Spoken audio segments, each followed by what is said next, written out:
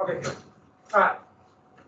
You can't build a dam anywhere. It needs a granite base where you can launch the river has to have some kind of granite base where you can plant the dam and have a solid base. If it's built on like limestone, water gets underneath it, it undermines the dam. And so by the 1960s, pretty much any place in the continent of the United States where you can build a dam, there's a dam. Now, most of the dams would actually be built during the New Deal. But for example, Canyon Ferry, part of the Bureau of Reclamation. And irrigation, and the whole idea was to provide relatively cheap irrigation to small farmers, but since there are very few small farmers anymore, it would go to something else. And also hydroelectricity. Remember Faraday's dynamo? Faraday's dynamo, all it needed was to turn that iron rod that was surrounded by a magnet. Well, water could do that. And so hydroelectric dams were already being created in the early 20th century. And so that's the Reclamation Act. And I'll say one more because Grace did mention, I thought that's been good when they bring up the Antiquities Act. Because we talk about the creating of monuments. It's kind of a big deal. There's a bunch of them in Montana. There are areas that were technically under federal land that could be managed by the Forest Service, but Roosevelt would push through this progressive reform to the president could designate areas as monuments that could be protected by either the Forest Service or the Bureau of Land Management. That's either by the Interior Department or the Agriculture Department. We have a really confusing way of doing this. And only reason I'm mentioning that is because these are all, where these dots are areas that are designated as monuments. And most presidents will do it right before they leave office. It's kind of like their last thing before they go. But the first one was, and the reason why it's done is to protect Devil's Tower. Where's Devil's Tower? You were? Beautiful Wyoming. That's why the aliens want it. I've seen Close Encounters. You haven't seen it? It's a good movie. I watched that at the theater. Are you part of them? Are you with them? Yes. I can. So, these would be the monuments. And you'll see presidents, all presidents have done it, or most presidents have done it. And you see it by the end of the term, they start designating a lot. And I just put this graph up here because I think it's kind of fascinating to see how many presidents have done it. And so President Obama, President Clinton probably did the most. George W. Bush did a lot. And these are the first right in the beginning. There's going to be a bunch. And,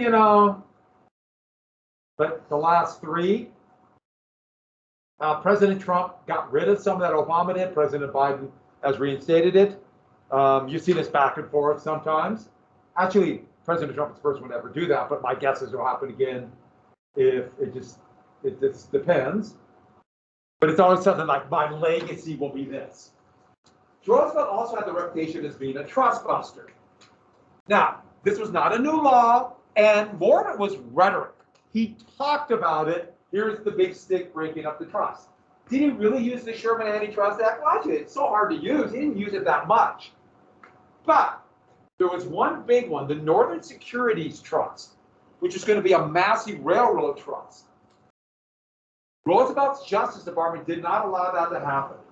The profitable Great Northern Railroad that went right here scooped up one of the transcontinentals that was poorly managed called the Northern Pacific, and the Burlington route that kind of wound through here. They wouldn't let them merge to create the Northern Securities Trust, which could be the Northern Securities Railroad. I should add, in 1974, they did merge. It's called Burlington Northern.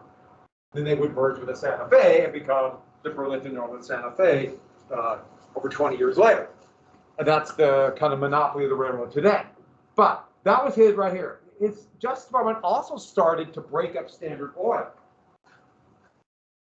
And they started it, but it would not actually happen until President Taft. And Taft's Justice Department actually broke up more trusts than Roosevelt's trust as a monopolist, or stopped more monopolies. But Roosevelt had the reputation, and that's a tough one. Taft probably would not have done it without Roosevelt setting the way and also showing how popular it was. But Taft did more. So, but that's how come Roosevelt's called the trust buster. The funny thing about that one was, in the ironic way, Standard Oil was still massive. Starting to get wells here, but the big area was here. They pumped most of the easy to find oil out of here. And they're just finding massive strikes of oil down here by other companies. So ironically, when they broke up Standard Oil, its monopoly was already kind of going away. Well, it would break up the companies like Chevron and Esso, which would become Exxon, and they pretty much merged back together. So here is a cartoon showing Roosevelt, and there he is, you know, all the trust laughing at him and the little teddy bear. And here's Roosevelt now standing them down. No, it was not quite like that, but he certainly had that reputation. By the way, I called it a teddy bear. Anybody know where that story came from? Yes. Okay. So I know that I know that the teddy bear's name has to be It was hunting for the eastern black bear in Alabama, and he saw one floundering in the water. Actually, the people with him found it. It was a senator from Alabama, a few other people. And they saw it floundering in a little creek. And it was a yearling. And Roosevelt decided he couldn't shoot it. It was not sporting enough for him.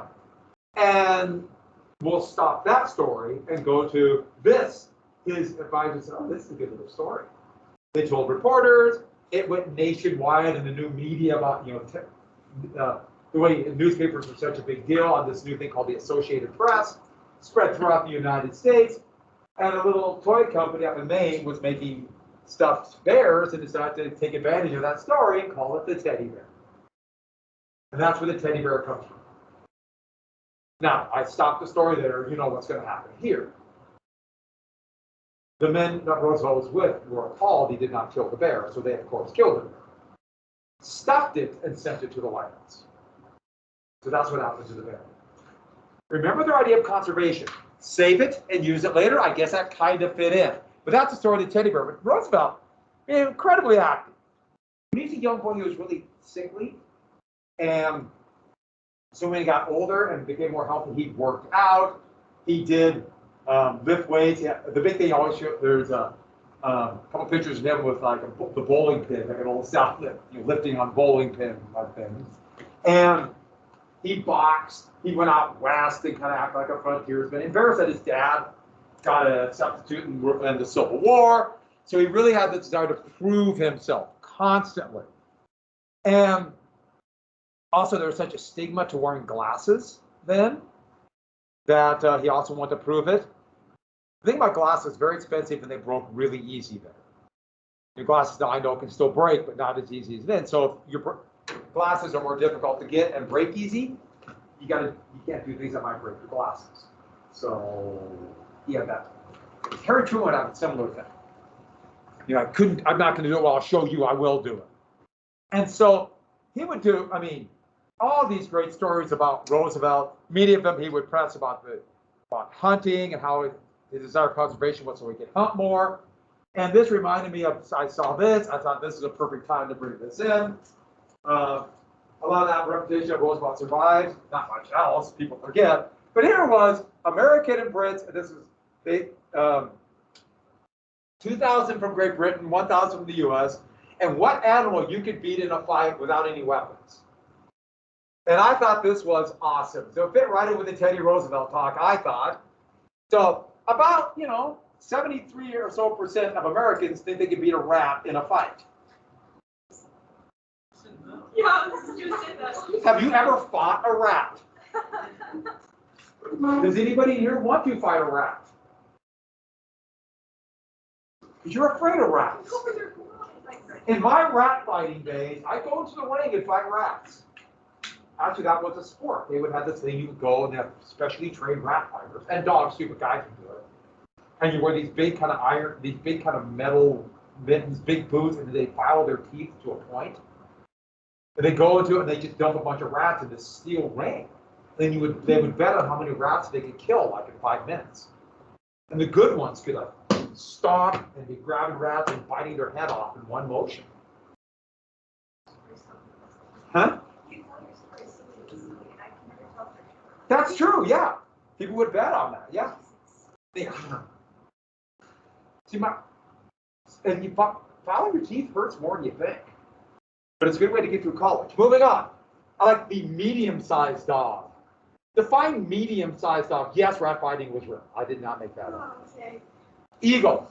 I like the fact that still like 8% of Americans or 7% thought they could beat a grizzly bear. How many grizzly bears there are in Montana? Huh? There's so many. There's so many grizzly bears. One of them ate a Californian like a couple months ago. Straight out. Ada California. I like that. Literally. But my favorite part about this is I'm actually shocked this wasn't hot. I could take one. I could take an elephant on. Yeah. Okay, that just makes me laugh. And my favorite part is, of course, the King Cobra issue in the United States. All right. So Roosevelt would do, so as president, he would do all these things that partially as part of his reputation, but partially he was just a big kid in the White House. So in the White House, there'd be cabinet meetings, and he had young sons and daughters. One of the first presidents with a lot of young sons and daughters. And they'd be running through, playing cowboy, shooting cat pistols right in the middle of cabinet meetings. They'd jump on the table and grab and start shooting and make a fort and things like that. Be climbing through the window, demand other members of this cabinet to play with his kids. And then decide, like, we're going to go swimming. And they'd all go to, okay, if you go to the White House, go to where the White House is today in Washington, D.C., and they got the reflecting ponds and that big open ellipse and the walking mall. I say mall, yeah. That is all. That was all done in the New Deal. It was all swampy. There was big tidal basins. There were little lakes. There were still sheep grazing in front of inside of the White House as late as 1933.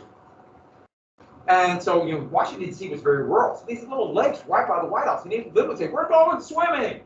And then all, okay, we gotta go swimming with Roosevelt. And they'd all go to the nearest lake. And of course, Roosevelt, to show how manly he is, would make everybody skinny dip with it. He would make them do it. So they'd have to, and then jump in. Because, okay, why did he do that? Huh? Okay, well, probably. He had 4 boys and a daughter. Why did he do that? Because he could. I'm in charge. That's an I'm in charge thing. Lyndon Johnson would make people do that in the White House pool. They'd all go skiing. Because he could make them. I'm in charge. You must obey. But there's one famous story. The French ambassador went there and oh God, whatever. So very carefully, he's wearing basically a tuxedo. What is it called? A noodle suit at that time. Took it off and hung it up in the weeds inside of the White House at that time. Got completely undressed and then went back and pulled out his white gloves and put them back on.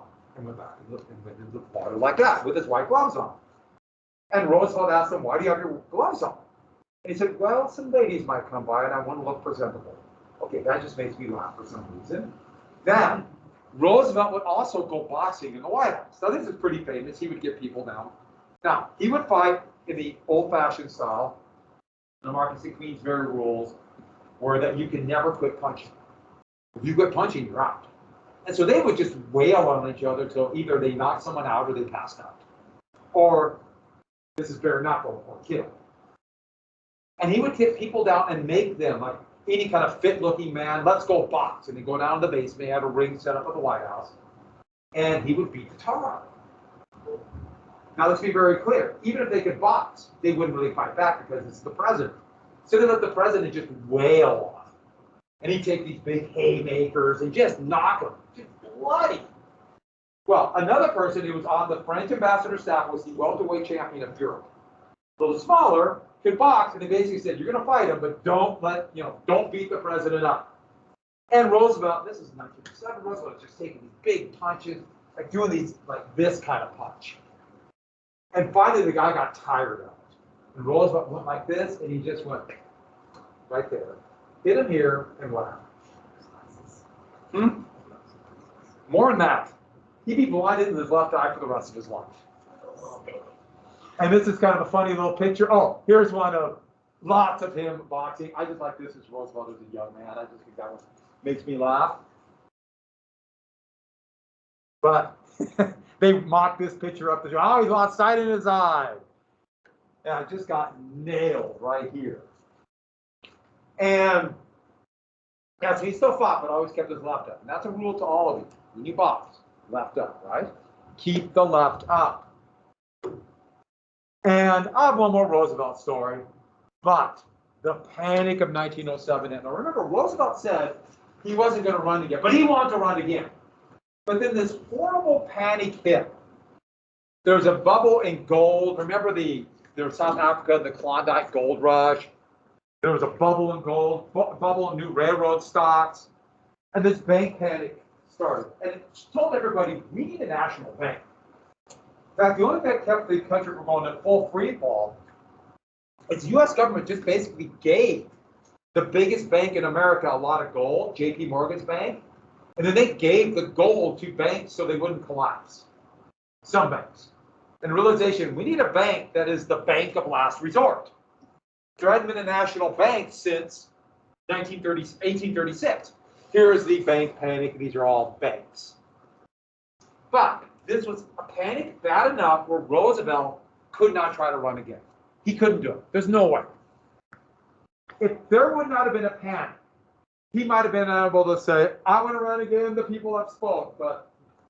And the old guard, the Republican Party, did not want Roosevelt back. So in 1908, and there's a lot of, this is supposed to be the ghost of Washington. Remember, he only served 2 terms. And every once in a while, this would be trudged out, saying you can't run for a 3rd term because that goes against Roosevelt or Washington's precedents. Which, of course, nobody really talked about. It just kind of happened. But there's Roosevelt. So here's his policies. He passed it on to, he thought, a man he kind of forced to do it, William Howard Taft. Taft had been Governor General of Philippines, brought him back to his cabinet. He wanted to be nominated to the Supreme Court, another Ohioan, but Roosevelt convinced him. Now, he was not as much of a square deal as Roosevelt was, but Roosevelt just assumed he'd continue his policies. Today was not using the term as progressive. The Democrats tried one more time and nominated the old populist William Jennings Bryan. But also to show you that the mood of the country was definitely more progressive populist at that time. One more time. But with the popularity of Roosevelt, Taft had a good reputation. Bryan was seen as old news, even though he was younger than Taft. The election was another overwhelming victory for the Republicans. And it's unclear. Did some people think they were voting for more progressive, more conservative? Didn't matter. Look, it's pretty overwhelming in the North. Here's the solid South. A few other places for Bryan, like his home state of Nebraska.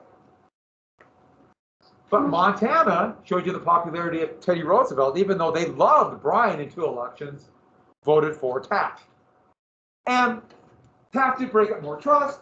Roosevelt went to Africa and went on a massive safari where killed or trapped thousands of animals, and then wrote a 10-volume, Roosevelt was a prodigious writer, wrote a 10-volume set on his safari. I've read like an abridged version, because I don't really want to read the whole safari thing. He's a good writer.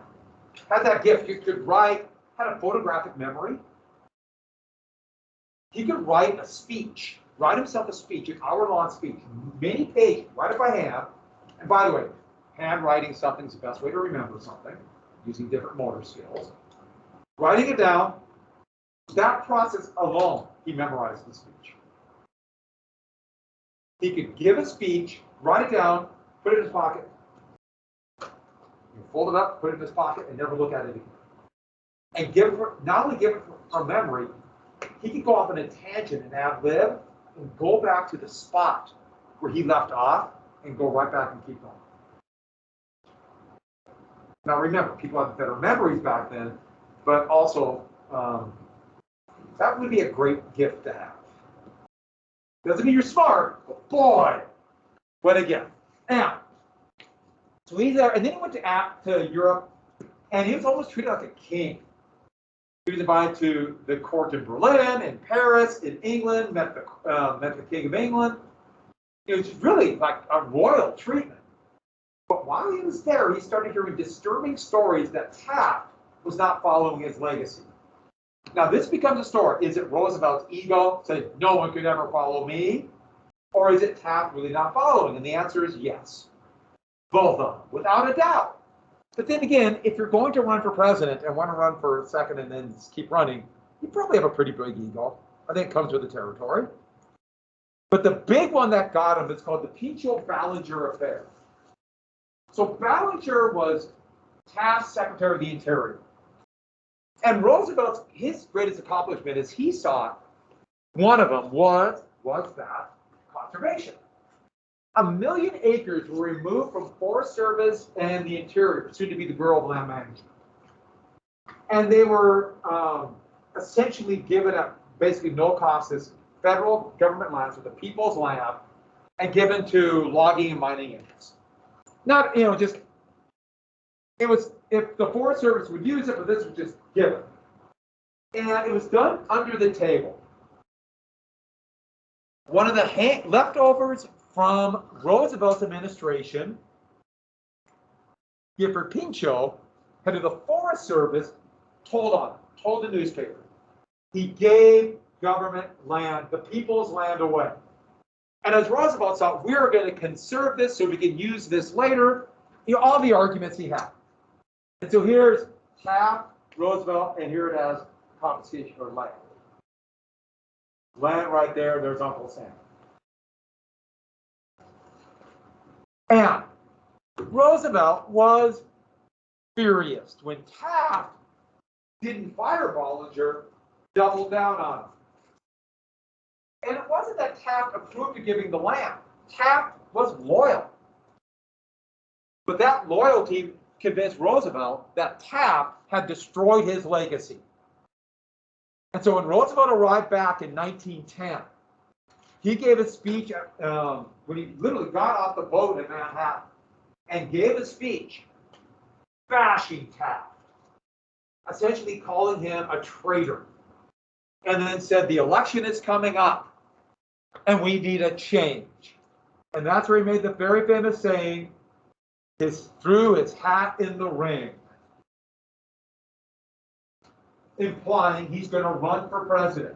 And now the Republican Party is bitterly divided. Remember 1816 when the Democratic Party was divided? By the way, who's really happy about this? What group of people? Yeah, Democrats are like, yes. There's only been one Democratic president, elected president since Buchanan, and that's Cleveland. Wow, are we in good shape now? By the way, what's happened in the ring? So when professional boxers needed money, they would go barnstorm. And they would go into little towns and they would basically take any challenger on. And the way you would show you're a challenger is you would throw your hat in the ring and say, I'm going to challenge the champ. And you go fight. And you'll probably get the tar beaten out of you, but you got to fight the champ. And they're still doing this, into the 1960s. So that's the hat in the ring. Now it meant, you hear it sometimes about presidential or people running for office. I throw my hat in the ring. It got that connotation from Roosevelt. And so the election of 1912 is going to be a big election. It's going to be one of the most famous elections, and 4 of these people would run. And remember Lady Columbia? I still told you, Columbia was still one of the characters here. Miss Columbia for the United States. World War I, it would go almost completely to Uncle Sam as a symbol of the U.S., but still Columbia. And that's, don't worry about Copper, but he wouldn't run. Debs, Roosevelt, Taft, Wilson. So the Republicans are going to nominate Taft. And partially conservative Republicans were going to get back at Roosevelt. They hadn't forgiven him from 1904. They thought he was gone. And now he's back. In fact, Roosevelt tried to get into the convention in Philadelphia, and they wouldn't let Roosevelt in, which is kind of remarkable that they would not let a former Republican president into the Republican convention. That should give you the idea of the anger. And I should add that part of it's Taft. Taft never really wanted to be president. But as soon as Roosevelt accused him of essentially being a traitor, he wasn't going to back down. Taft was going to continue in the race. And so here is the Republican Party fighting, and that's Taft and Roosevelt. You can imagine the Democrats are overjoyed. There's a tiny little party called the Progressive Party. Remember, third parties, smaller parties don't do well in the winner-take-all system. But they asked Roosevelt, and of course Roosevelt's like, yeah, I'll do it. And so Roosevelt would become the nominee of the Progressive Party. Now, Roosevelt liked to beat his chest. This was a Roosevelt thing. He had a big barrel chest, go like this. So when he announced he was going to run, as the reporters always, they would just kind of pepper Roosevelt with questions because he might say some great little one-liners. But they asked him, how do you feel, Mr. President? Remember, once you're president, you're always president. Or they called him. How do you feel, Mr. President? And he goes, I feel as fit as a bull moose. Thus, the name stuck. The Progressive Party for this one race, which is always a tiny little party, would kind of go away. But for one race, it's the Bull Moose Party. And that's where you get the Bull Moose. Here's the Democrats and the Republicans. The Bull Moose Party. He dubbed his program New Nationalism. And this one is going to be one of the most radical platforms of any presidential candidate in American history, most certainly the most left of any major candidate. And that includes his cousin, Franklin Roosevelt, in many ways. New nationalism was going to take progressivism, but go even further, partially to differentiate him from Taft and Wilson, but also Roosevelt was changing his attitude towards many things.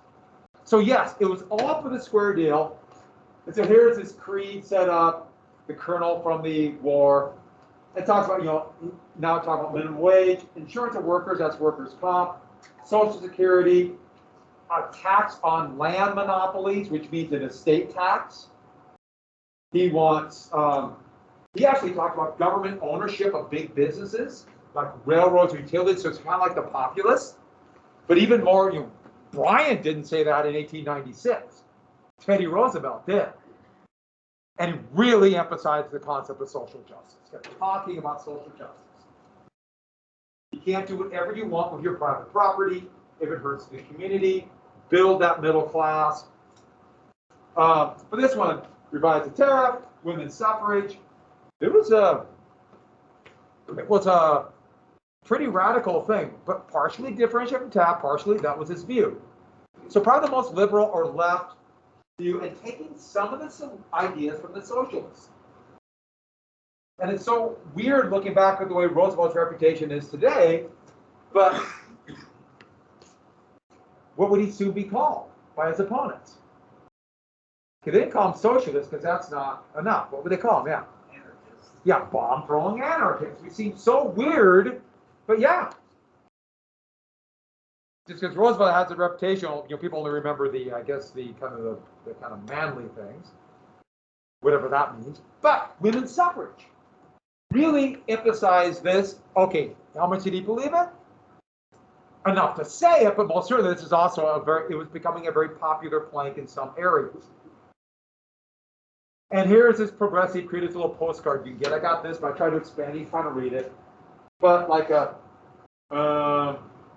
social and political justice for all is not impossible and worthy of every effort.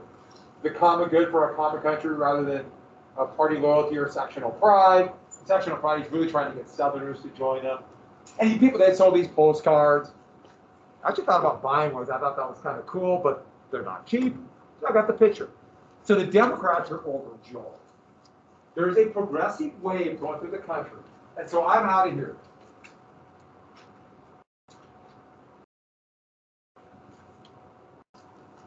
You can take the 8th grade too. Or get your starting going.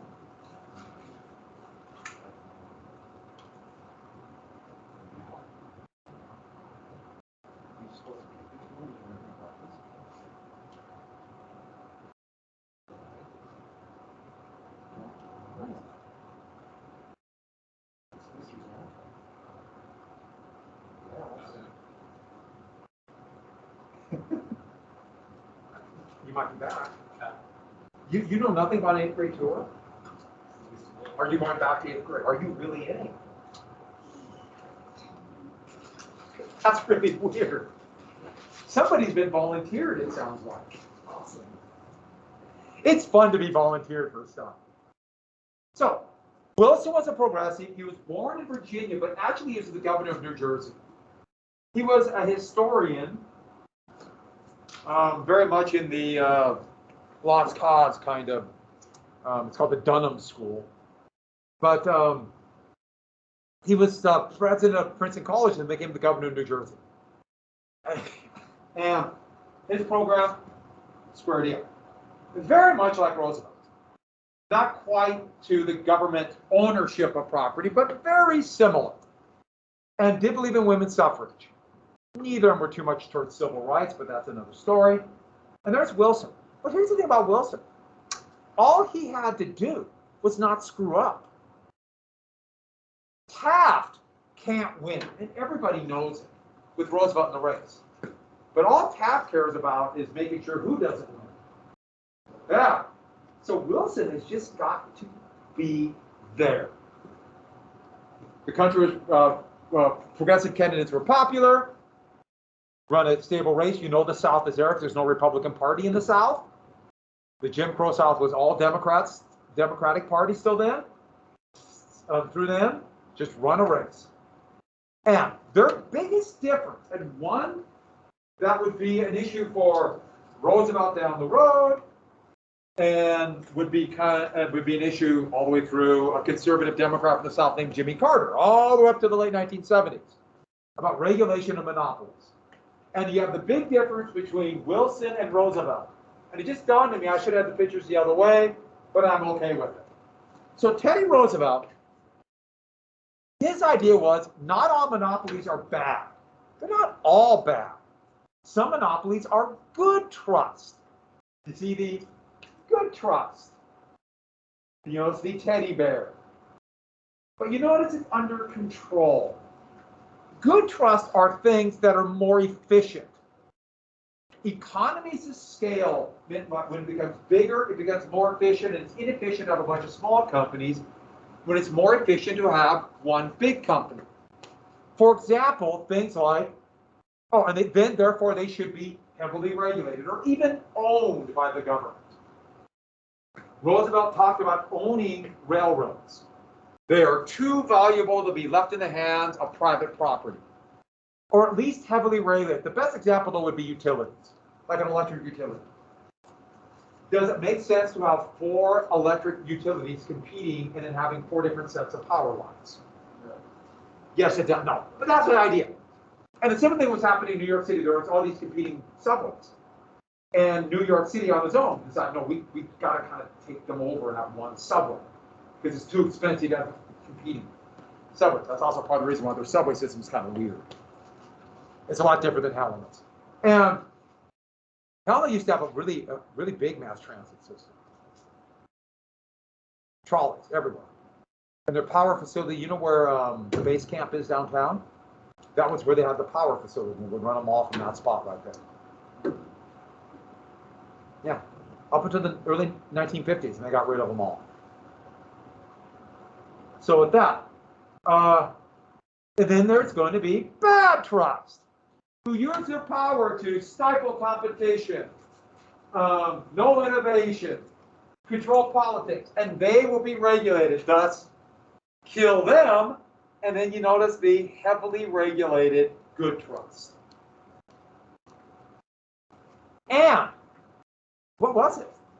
I'm currently giving a tour for this week. Good for you. Yeah, so I'm not going to be there. It's just You won the lottery. And you must have been volunteered by somebody. it's optional. Did you hear screaming too? Yeah, there's sometimes a special ed kids come down here. Oh. I think it was Here's the thing. Who decides good trust and bad trust? Who decides this? Who? Him. This is going to lead Roosevelt's idea to an exponential growth of power of the president, where they can decide through their Justice Department what a good trust and bad trust is.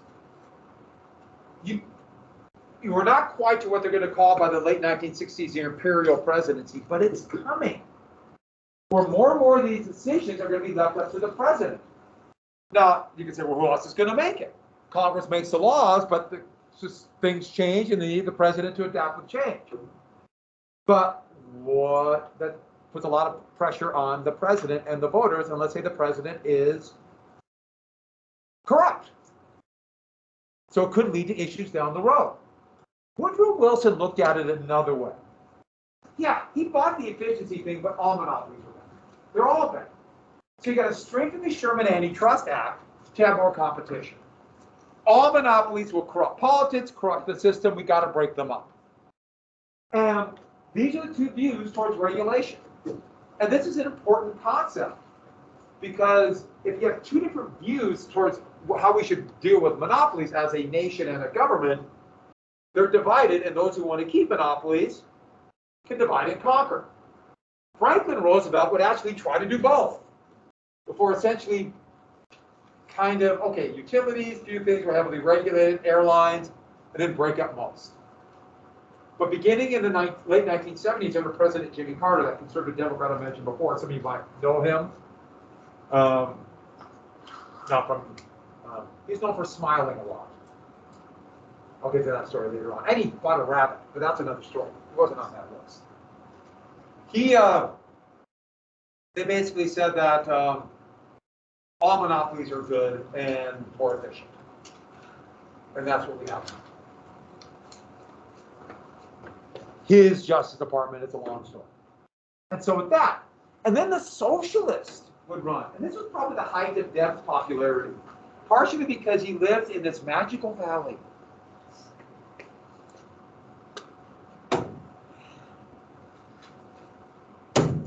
Yeah, I'm kind of annoyed at my stupid little sayings on that too, but I'm going to keep doing it. He was relatively close to the progressives, and he's probably closer to Roosevelt. This was the height of Deb's popularity. Debs was really popular from the Pullman strike on. Now, he wasn't going to get a lot of votes because they're going to steal votes away from somebody. He's probably going to steal votes a little bit from Wilson, but probably mostly from Roosevelt. So Roosevelt, this real thing, it seemed like he was going to be a relatively successful campaign. Roosevelt did over 30 speeches in a month, and this was never done before. In fact, by the time he got to Milwaukee in October of 1912, he had done 30 speeches in something like 40 days. His voice was cracking. They begged him not to go. Here's Roosevelt giving a speech. There's another, the hat in the ring. I like the stern Roosevelt look. And so in Milwaukee, he was going to give a speech.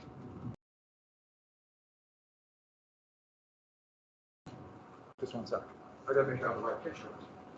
Now, there's no pictures of what happened, but when he was writing to the, he's going to give it at an opera house, to the theater. Do you have the right picture? I do.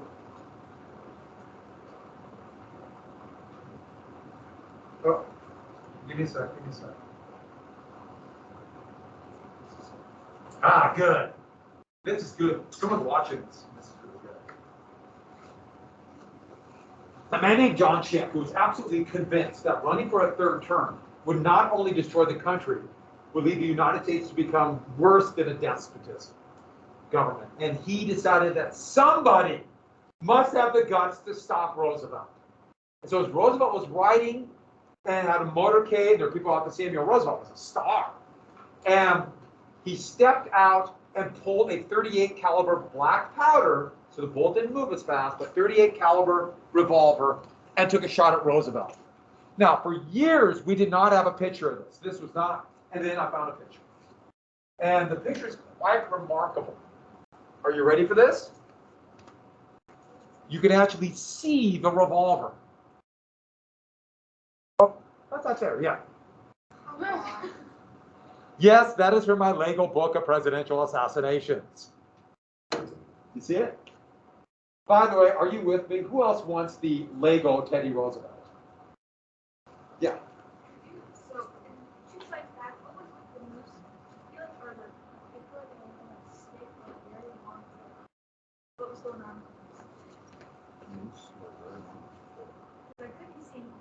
Oh, I don't know. Yeah, I don't, that's kind of creepy.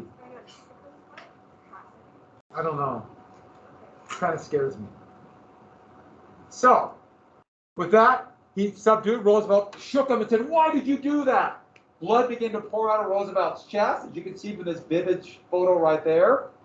He did not go to a doctor. He said, "No, I will not see a doctor." And he went and gave the speech. Stood at the podium and gave the speech as blood pooled on his chest and began to pour out around his feet. Yes. We'll get to John Shank.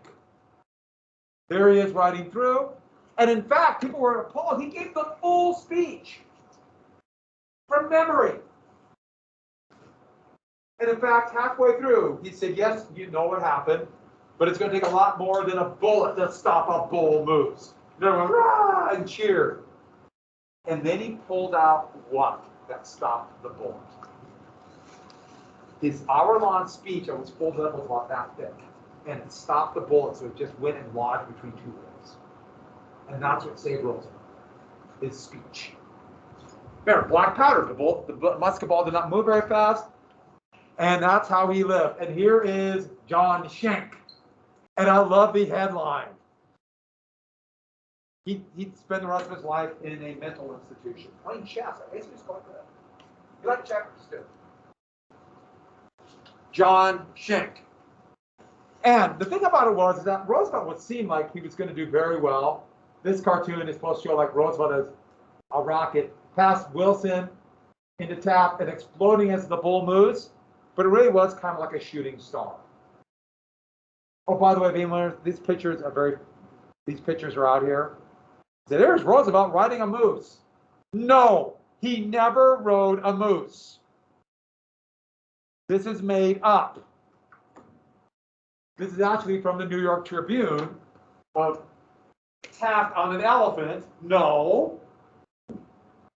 Roosevelt on a moose crossing a river. No. And Wilson, they stuck on a donkey. No. None of them true. But when the election turned out, Wilson had the big advantage. With a split Republican Party, Wilson would be elected president. We're jumping right to here.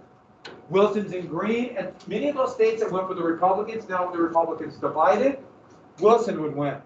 Even Taft's home state of Ohio went to Wilson because of the divide. More people voted for Roosevelt and Taft, but that doesn't matter.